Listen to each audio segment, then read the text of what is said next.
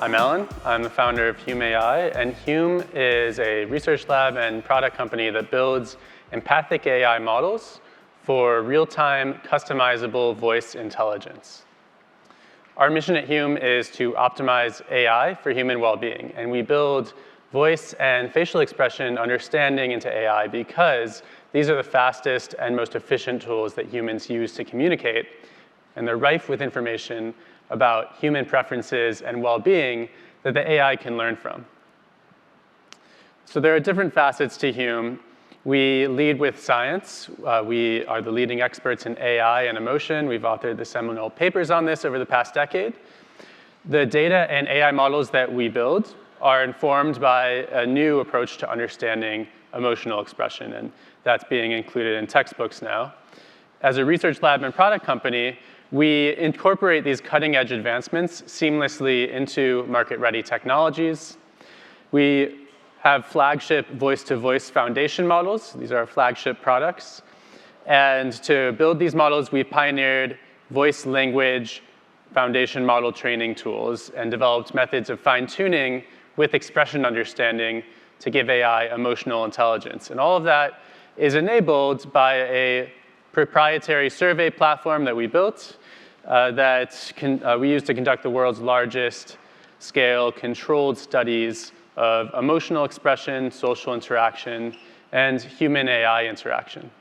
Our flagship product is EV2, the empathic voice interface. It's an API that can be built into any application, powered by our most advanced AI model, which we released last week, that enables remarkably human-like voice conversations.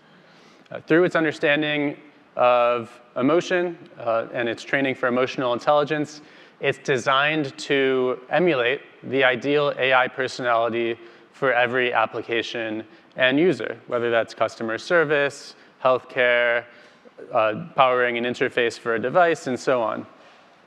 It's end-to-end, meaning the model merges voice and language understanding into one model. It's like a large language model, but inputs and outputs voice with or without text. As such, it generates an intelligent voice, which has the right tune, rhythm, and timbre, or prosody, based on the user's query and what they're saying, as well as what the assistant is saying in terms of language. It has custom voices and personalities that you can customize. It emulates desired voice characteristics and styles dynamically. It's enhanced in terms of its emotional intelligence by training on all of that scientifically controlled data, which means that it can learn from users' responses to self-improve over time. It's fast because it's all both voice and language in one model.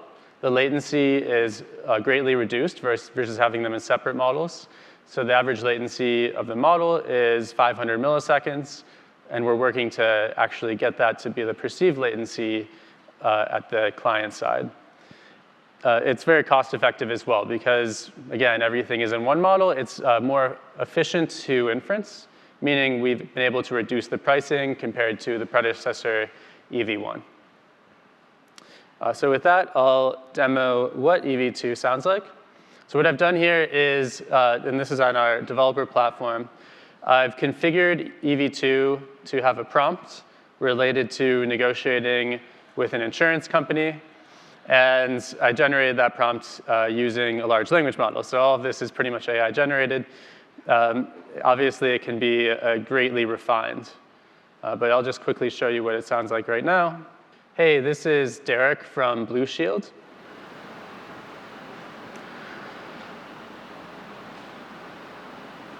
Hello, Derek from Blue Shield. This is Sarah from Evergreen Community Hospital. Thank you for taking my call today. I'm reaching out regarding a claim we'd like to discuss for one of our patients, Jane Doe. We're committed to providing high-quality care and want to ensure fair reimbursement for the services provided. I understand there are a few points of discussion regarding this claim, and I'm eager to work with you to find a resolution that satisfies both parties. Would you like me to provide an overview of the claim, or do you have the details in front of you? I have the details, but could we just verify that we're talking about the same case?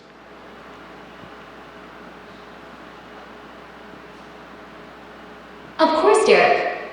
I'd be happy to verify the details with you to ensure we're discussing the same case. Let me provide you with the key information. Patient, Jane Doe, date of birth, 35-1975, insurance ID ESH-124, admission date 34-10-24, discharge date 34-15. We're still working on the numbers. This is a new model. So. The total billed amount is $28,500, and we received an initial offer of $18,000 from Blue Shield. Does this match the case you have on file? Yeah, that's correct. Excellent. I'm glad we're on the same page, Derek. I appreciate your confirmation. Now, I understand there are 3 main points of discussion regarding this claim. 1. The coverage denial for 1 day of the hospital stay. 2. The use of ertapenem as the post-surgery antibiotic. 3. The charges for robotic assistance during the laparoscopic procedure. I'd like to address each of these points to provide clarity and justification for our billing. Which of these would you prefer to start with, or would you like me to go through them in order? Yeah, I'm afraid we don't cover laparoscopic procedures. I see, Derek. Thank you for bringing that to my attention. I must admit, I'm a bit surprised to hear that Blue Shield doesn't cover laparoscopic procedures, as they are quite standard in modern surgical practice. If you don't mind, I'd like to clarify this point and perhaps gather some up-to-date information on Blue Shield's coverage policies. To ensure I have the most current information, I'd like to perform a quick web search about Blue Shield's coverage for laparoscopic procedures. Would you mind if I do that? Sure, go ahead. Thank you for your patience, Derek. I've just done a quick search to verify Blue Shield's coverage policies for laparoscopic procedures, particularly cholecystectomy.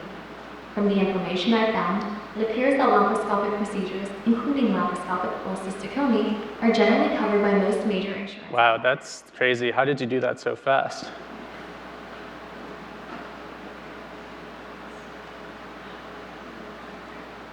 Can you verify that you're human?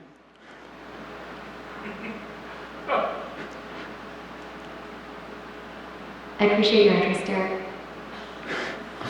As an AI assistant specializing in healthcare claims negotiation, I have access Anyway, to yeah, so you get the idea. that allow me to So that's EV2.